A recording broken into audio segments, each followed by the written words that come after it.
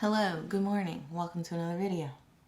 I am finishing up my tea and coffee and getting started with some work for today. And I also don't think I filmed in this location of my house before. This is going to be my office. It's still a work in progress. I finally got my desk and I got a nice desktop computer, which I'm very excited about. But as you can see back here, it's still pretty much a mess. Usually I like to divide my work days as in kitchen days and then office days where I'm on my computer the whole time. But today I kind of have to do a mix of both. But I thought I would take you guys around with me. I had to photograph a few things for work in terms of food. And I thought I would show you what I eat in a day because I think working with food all day definitely makes me eat more interestingly, I guess, than the average individual. And obviously, I don't like waste, so I try to repurpose and reutilize as many leftovers as possible. So you guys can kind of see the reality of the behind the scenes of working as a food blogger. So that's what we're gonna do today. Right now, I just answered a few emails and I need to edit a few pictures of recipe photos for my blog. So I'm going to do that while I finish my coffee and my tea. I also have some water over here. And then I'm not sure what I'm gonna do after that. I'll have to look at my to-do list and figure that out. This is my computer though. I'm very happy with it. I just have Lightroom open now. I haven't imported any photos yet, but it does have like a wireless mouse and keyboard. It was expensive, but that is a business expense and I love it. The resolution on this thing is crazy. Okay, I finally finished all of my work. It took way longer than I expected. Well, my computer work. And now I'm starting to get a little bit hungry. I'm not too hungry yet. So I'm going to go down into the kitchen and start working on some food.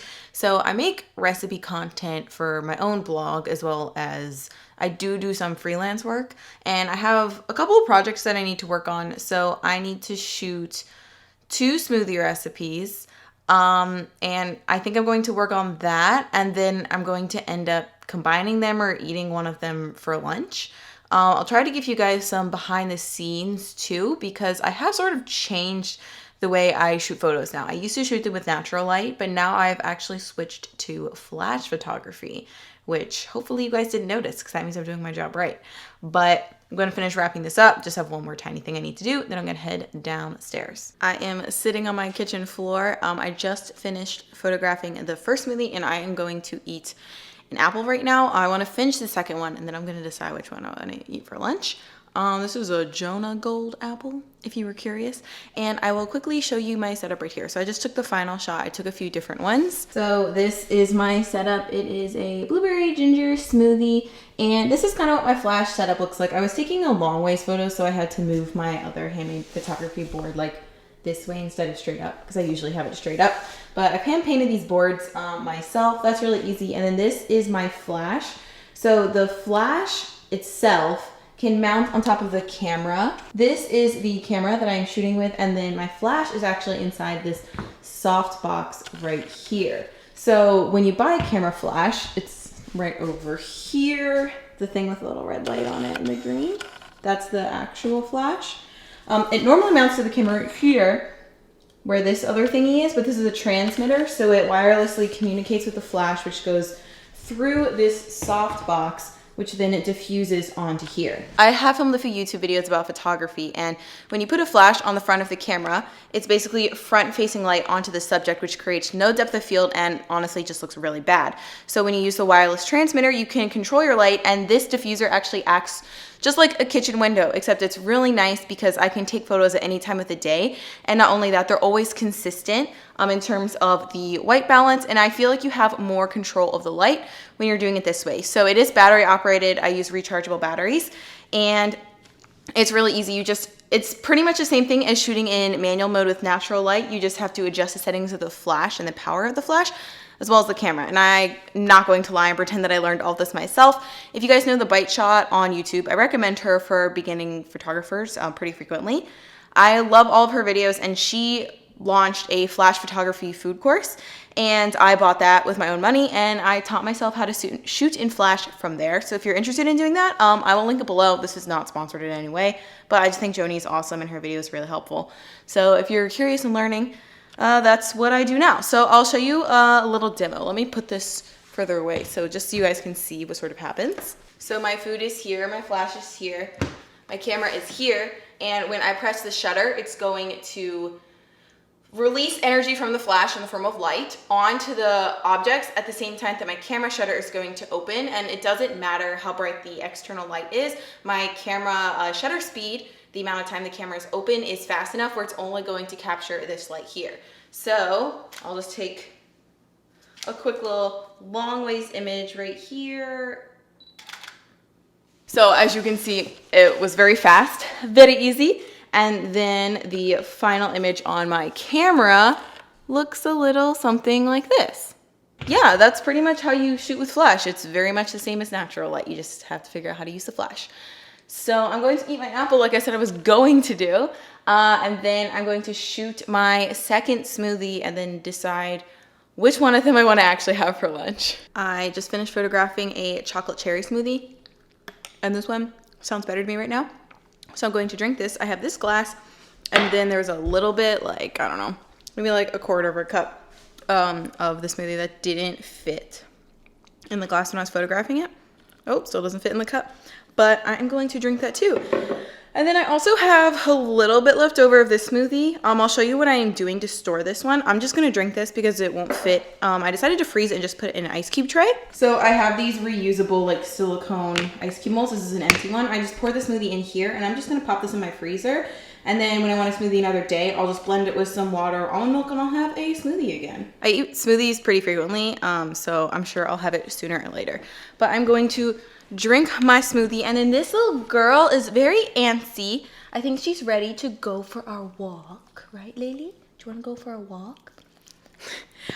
So I've been trying to take her for a walk for about like 30 minutes a day, every day, because she just behaves more. She needs exercise. It's been raining all day, but it kind of looks like it's not raining. I'll wear a raincoat just in case. We're going to go for our little walk.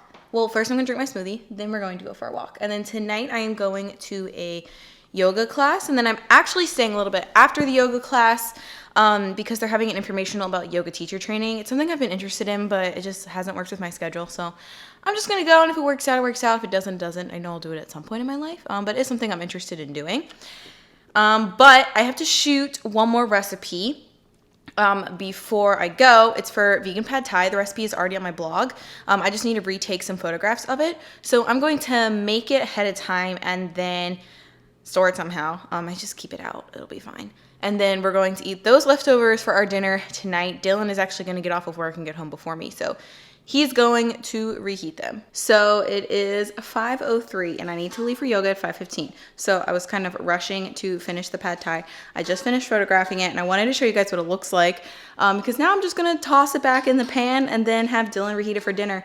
And I think it'd be kind of interesting to see before and after because I already know that the noodles are going to break apart, but it's still gonna taste fine, so we're just gonna eat it later. But here's what it looks like before. Again, I'm shooting with my flash, but this is what the noodles look like beforehand. They look nice and yummy. Got all our toppings that are now going to get mixed in with our noodles.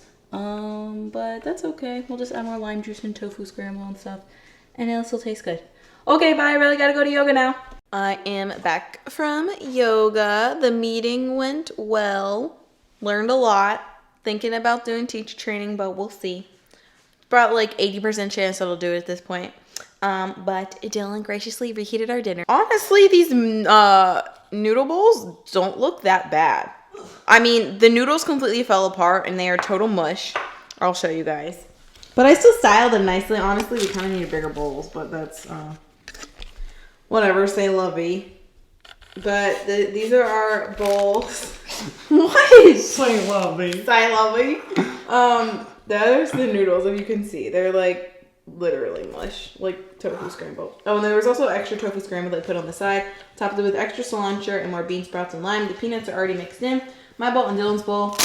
And I have this giant bag of mung bean sprouts, so I think I'm just gonna eat those with dinner too. I've been snacking on them a little bit already. So, yep, that is dinner, and I am hungry and ready to eat.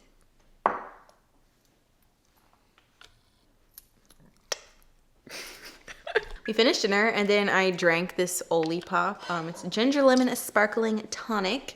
I think I posted this in another recent vlog where I drank one. I'm not sure. I'll link it below if you want to learn more. And now we're going to have dessert, and obviously we have a roundup because who are we if we don't eat too much dessert? So first up, these Pacific Northwest Cookie Company sent me a variety of vegan gluten-free cookies. So we're going to try their oatmeal raisin one. But I want to eat peanut butter, so we're going to have peanut butter probably on top of it. And then 2 full boxes of cereal. No, we have cereal. There's this one.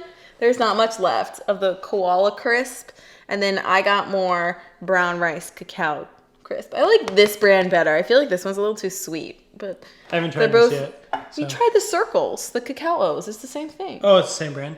I have tried this, but the O's, not the crisps. Okay, and then we have our homemade almond milk. So we're gonna have some conglomeration of this for dessert. I'm ready. And then I think that's it. Is that everything we're gonna eat today? Mm-hmm. The pad thai was really good. Thank you. Leave a comment below on your favorite brand of cereal that we should try next. That's vegan.